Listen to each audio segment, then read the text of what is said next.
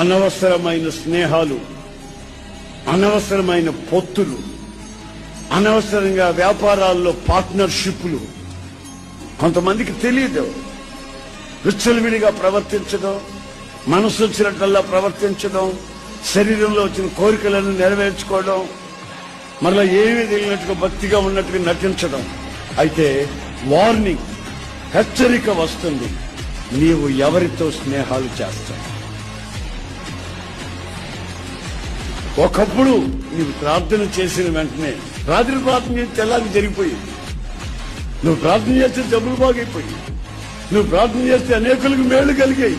ఇప్పుడు నీ పరిస్థితి ఏమిటంటే, నీ కొంపలోని రాత్రి మగళ్ళు అల్లకాళ్ళు, నీ పిల్లలే వెచ్చలు విడతారు, నీ జీవితమే గమ్యం లేని పరిస్థితి. దీనికి కారణం ఏమై ఉంటుందంటే, భక్తిహీనులతో నీవు చేస్తున్న స్నేహం. సినిమాలు బావు గాని సినిమా కథలు వింటుంటాం.